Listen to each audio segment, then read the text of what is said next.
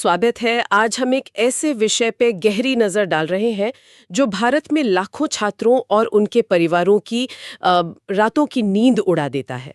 Polytechnic diploma या BTech की degree के बाद नौकरियों की हकीकत। सोचिए, 3-4 साल की कड़ी मेहनत, परिवार की जमा पूंजी, ढेरों उम्मीदें और इन सब के बाद हाथ में आता है एक 10,000 रुपए की नौकरी का ऑफर लेटर। एक अजीब सी निराशा होती है, लगता है कि कहीं कुछ कुछ बहुत गलत हो गया है। हमारे पास जो स्रोत हैं वो इसी उलझन और हताशा को बहुत गहराई से समझते हैं। लेकिन अच्छी बात यह है कि ये सिर्फ समस्या गिनाकर नहीं छोड़ते, बल्कि इस चक्रव्यूह से निकलने का एक प्रैक्टिकल रास्ता भी दिखाते हैं। तो चलिए इस पूरे मामले को परत दर परत खोलते हैं और देखते हैं कि डिग्री से एक अच्छे करियर तक का सफर कैसे तय किया जा सकता है। बिल्कुल। और ये जो 8,000 से 15,000 रुपए की शुरुआती नौकरियों की बात है, ये सिर्फ आंकड़े नहीं हैं, ये किसी के आत्मविश्वास पर सीधी चोट करते हैं। स्रोत बताते हैं कि कई छात्र तो ये तक सोचने लगते हैं कि इंजीनियरिंग चुनना ही उनकी जिंदगी की सबसे बड़ी गलती थी। आज हमारी चर्चा का मकसद इसी सोच को चुनौती देना है। हम उन तरीकों को सामने लाएंगे जो स्रोत सुझाते हैं, ताकि कोई भी छात्र फंसा हुआ महसूस करने के बजाय अपने करियर का नियंत्रण अपने हाथों में ले सके। मुझे स्रोत की जो बात सबसे पहले अच्छी लगी वो ये है कि ये सीधे सीधे छात्रों को दोष नहीं देता। अक्सर तो सब यही कहते हैं, तुमने मेहनत नहीं की। लेकिन ये स्रोत कहता है कि अगर आप फंसे हुए महसूस कर रहे हैं तो शायद ये आपकी गलती है ही नहीं। ये सुन के थोड़ी राहत मिलती है। तो फिर असल जड़ कहाँ है? मतलब अगर छात्र जिम्मेदार नहीं है तो कौन है? अब मजे की बात यह है कि स्रोत ने इस पूरी समस्या को 3 हिस्सों में तोड़ा है। इससे इसे समझना आसान हो जाता है। सबसे पहली और बड़ी वजह है हमारी शिक्षा और इंडस्ट्री के बीच की गहरी खाई। कॉलेज में जो पढ़ाया जा रहा है और कंपनियां जो असल में चाहती हैं, उनमें कोई तालमेल ही नहीं है। कॉलेज थ्योरी पर, पुराने सिलेबस पर और बस परीक्षा पास करवाने पर ध्यान देते हैं। और कंपनियां चाहती हैं कि पहले दिन से ही कोई आकर काम शुरू कर दे। उन्हें प्रैक्टिकल स्किल्स चाहिए। नतीजा ये होता है कि एक फ्रेशर जब नौकरी के बाजार में जाता है तो उसे सब कुछ नया और डरावना लगता है। एकदम सही कहा। दूसरा कारण है सही मार्गदर्शन का ना होना। हमारा सिस्टम छात्रों को ये नहीं बताता कि कौन से स्किल्स बाजार में चल रहे हैं, किस टेक्नोलॉजी का भविष्य है या इंटरव्यू के लिए तैयारी कैसे करनी है। उन्हें बस डिग्री देकर छोड़ दिया जाता है। और तीसरा, जो शायद आज के दौर में सबसे जरूरी है, वो है बदलती हुई दुनिया। Automation, industry 4.0। एक मिनट, ये इंडस्ट्री 4.0 शब्द बहुत सुनने में आता है। इसका सरल भाषा में क्या मतलब है? बहुत अच्छा सवाल है।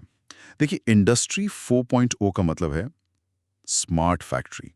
एक ऐसी फैक्ट्री जहां मशीनें सिर्फ काम नहीं करती, बल्कि इंटरनेट के जरिए एक दूसरे से बात करती हैं, डेटा शेयर करती हैं और खुद ही फैसले लेती हैं। सोचिए, एक मशीन को पता चल जाता है कि इसमें कोई खराबी आने वाली है और वो खुद ही मेंटेनेंस टीम को अलर्ट भेज देती है। ये है इंडस्ट्री 4.0।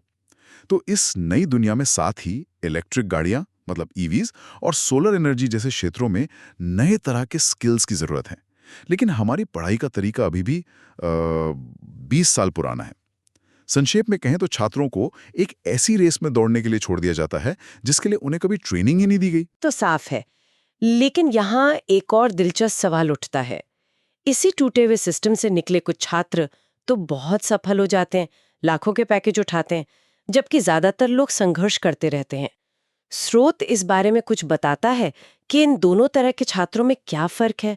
क्या ये सिर्फ कॉलेज के नाम या मार्क्स का खेल है? यहीं पर यह विश्लेषण बहुत गहरा हो जाता है। स्रोत साफ कहता है कि ये आपके कॉलेज के ब्रांड या आपके 90% मार्क्स के बारे में नहीं है। बिल्कुल नहीं। असली फर्क 3 चीजों से पड़ता है। पहली चीज है कौशल, यानी स्किल्स। स्किल से मतलब? कॉलेज में तो सभी एक जैसे विषय पढ़ते हैं ना? हाँ, लेकिन सफल छात्र सिर्फ कॉलेज की पढ़ाई पर निर्भर नहीं लेते हैं। वो समझते हैं कि डिग्री काफी नहीं है। वो सब कुछ सीखने की कोशिश नहीं करते, बल्कि बाजार की मांग को देखकर कोई एक मजबूत स्किल चुनते हैं और उसमें महारत हासिल करते हैं। जैसे कि? कुछ उदाहरण दे सकती हैं? जरूर। जैसे स्रोत में बताया गया है, अगर कोई इलेक्ट्रिकल या इलेक्ट्रॉनिक्स का छात्र है तो वो पीएलसी प्रोग्रामिंग सीख सकता है। पीएलसी यानी प्रोग्रामेबल लॉजिक कंट्रोलर। ये वो छोटा कंप्यूटर है जो फैक्ट्रियों में बड़ी बड़ी मशीनों को ऑटोमेट करता है, मतलब अपने आप चलाता है। इसी तरह मैकेनिकल के छात्र डिजाइनिंग के लिए ऑटोकैड या सॉलिडवर्क्स जैसे सॉफ्टवेयर सीख सकते हैं। या फिर HVAC का कोर्स कर सकते हैं, मतलब हीटिंग, वेंटिलेशन और एयर कंडीशनिंग। बड़ी बड़ी इमारतों, मॉल्स में इसकी बहुत मांग है। मुद्दा ये है कि एक ऐसा स्किल चुनें जो आपको भीड़ से अलग करे। समझ गई। मतलब जैक ऑफ ऑल ट्रेड्स बनने से बेहतर है मास्टर ऑफ वन बनना। ठीक है, ये तो हुआ पहला फर्क। दूसरा क्या है? दूसरा फर्क है नजरिया, यानी एटीट्यूड। ये शायद स्किल से भी ज्यादा जरूरी है। स्रोत एक बहुत साफ तस्वीर खींचता है। जो छात्र संघर्ष करता है, उसका नजरिया होता है, मुझे सिर्फ 12,000 रुपए दे रहे हैं, इतने में तो मैं काम नहीं करूंगा, मैंने इंजीनियरिंग की है। हाँ, ये सोच तो बहुत आम है। एक स्वाभिमान की बात आ जाती है। बिल्कुल, लेकिन सफल छात्र का नजरिया अलग होता है। वो कहता है, ठीक है, शुरुआत 12,000 रुपए से हो रही है, कोई बात नहीं, मुझे यहां सीखने को क्या मिलेगा। मैं इस मौके का इस्तेमाल इंडस्ट्री को समझने और अनुभव लेने के लिए करूंगा। मैं यहां रुकूंगा नहीं, बस शुरुआत कर रहा हूं। ये मानसिकता का फर्क जमीन आसमान का अंतर पैदा कर देता है। वो नौकरी को सिर्फ पैसे के लिए नहीं देखता, बल्कि सीखने के एक मौके के तौर पर देखता है। और तीसरा फर्क क्या है जो इन दोनों को जोड़ता है? तीसरा फर्क है पहल, यानी इनिशिएटिव। इसका मतलब है कि आप मौके का इंतजार नहीं करते, आप खुद मौके बनाते हैं। सफल छात्र कॉलेज खत्म होने का इंतजार नहीं करते। वो तीसरे चौथे साल से ही ऑनलाइन कोर्सेज से सीखना शुरू कर देते हैं, छोटे मोटे प्रोजेक्ट्स पर काम करते हैं। वो अपना लिंक्डइन प्रोफाइल मजबूत बनाते हैं, कंपनियों के HR से जुड़ते हैं और हर जगह अप्लाई करते हैं। मुझे एक उदाहरण याद आ रहा है। सोचिए, 2 छात्र हैं, दोनों को ऑटोकैड आता है। एक ने अपने रेज्यूमे में सिर्फ लिख दिया प्रोफिशिएंट इन ऑटोकैड। दूसरे ने अपने खाली समय में एक बाइक के सस्पेंशन का 3D मॉडल बनाकर उसका लिंक अपने लिंक्डइन और रेज्यूमे में डाल दिया। इंटरव्यू लेने वाले पर किसका असर ज्यादा पड़ेगा? आपने बिल्कुल सही नब्ज पकड़ी है। यही इनिशिएटिव है। दूसरा छात्र सिर्फ बोल नहीं रहा, वो अपना काम दिखा रहा है। जबकि ज्यादातर छात्र बस डिग्री लेकर बैठे रहते हैं और सोचते हैं कि कोई कंपनी आएगी और उन्हें नौकरी दे देगी। ऐसा होता नहीं है।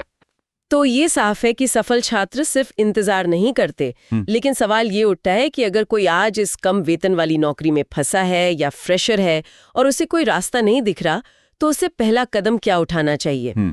अच्छी बात यह है कि स्रोत सिर्फ अंतर नहीं बताता, बल्कि एक पूरा 5 कदमों का रोड मैप देता है। हाँ, और ये रोड मैप बहुत ही व्यवहारिक है। पहला कदम है, अपनी दिशा चुनें। इसका मतलब है कि हर चमकती चीज के पीछे भागना बंद करें।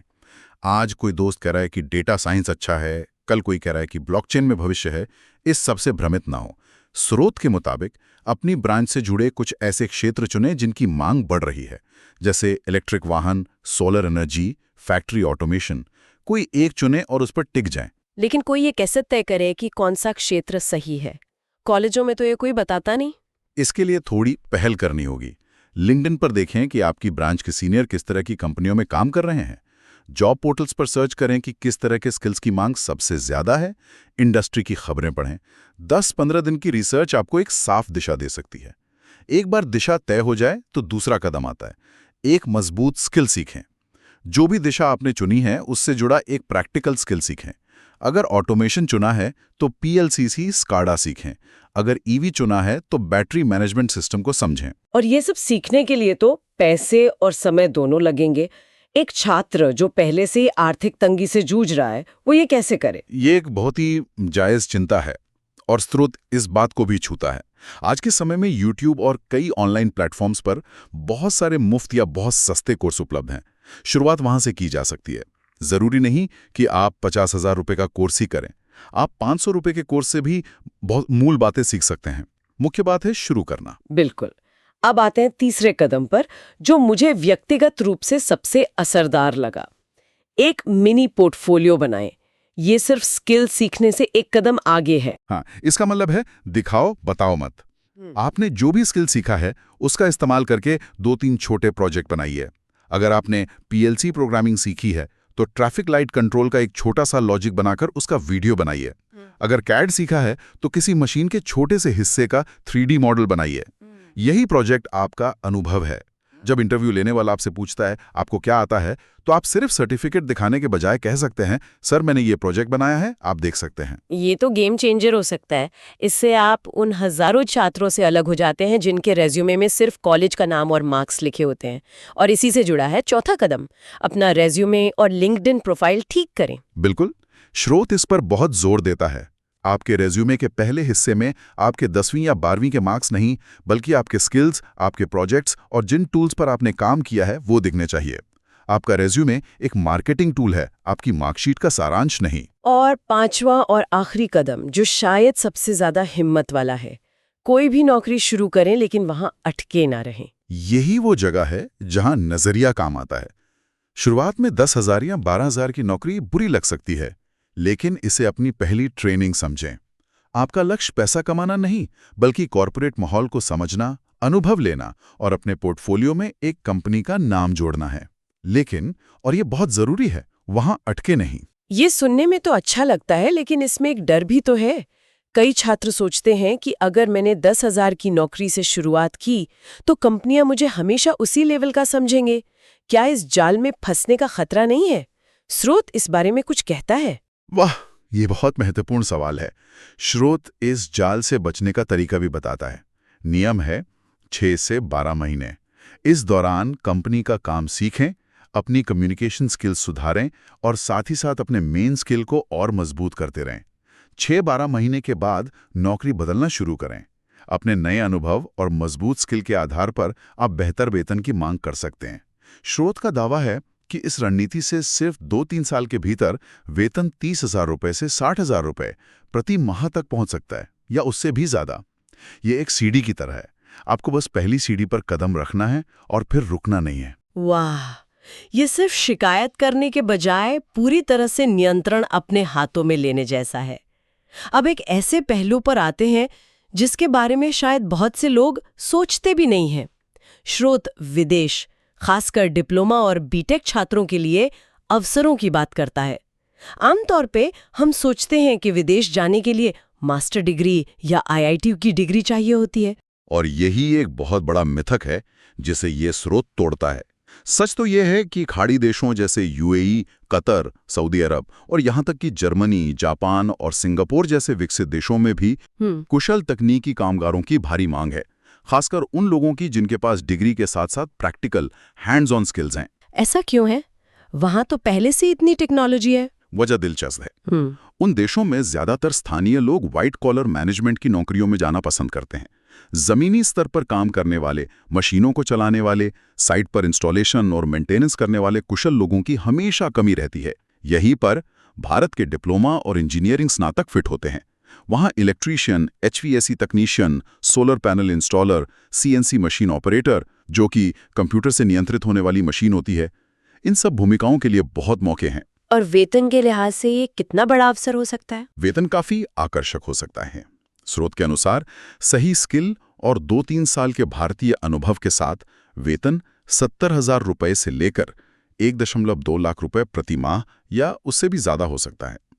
ये भारत में मिलने वाले शुरुआती वेतन की तुलना में एक बहुत बड़ी छलांग है। ये उन लोगों के लिए एक शानदार विकल्प हो सकता है जो थोड़ा मजाक करने और अपने कंफर्ट जोन से बाहर निकलने के लिए तैयार हैं। तो कुल मिलाकर इन सभी स्रोतों का जो निचोड़ है वो बहुत साफ और उम्मीद देने वाला है। आपकी डिग्री आपकी मंजिल नहीं, बस एक शुरुआत है, और आपका आज का वेतन आपका भविष्य तय नहीं करता। बिल्कुल। सफलता बैठकर इंतजार करने या सिस्टम को कोसने से नहीं मिलेगी। वो मिलेगी एक सही स्किल सीखने, पहल करने और लगातार आगे बढ़ते रहने से। स्रोत उन लोगों की कहानियों से भरे पड़े हैं जिन्होंने 8,000 रुपए से शुरुआत की थी और आज कोई विदेश में सीनियर टेक्नीशियन है तो कोई भारत में ही एक बड़ी टीम का मैनेजर है। उन्होंने बस एक फैसला किया कि वे अपनी किस्मत खुद लिखेंगे। ये सच में बहुत प्रेरणादायक है और ये हमारे श्रोताओं के लिए सोचने के लिए एक बहुत जरूरी सवाल छोड़ जाता है। हाँ, इन सभी बातों का सार यही है कि सिर्फ 1 साल की केंद्रित मेहनत आपकी पूरी जिंदगी बदल सकती है। तो सोचने वाली बात यह है, अगर आज आप एक नया मजबूत स्किल सीखना शुरू करते हैं तो ठीक 1 साल बाद आपका करियर कहाँ हो सकता है, और वो पहला सबसे छोटा कदम क्या होगा जो आप आज इसी वक्त उठा सकते हैं।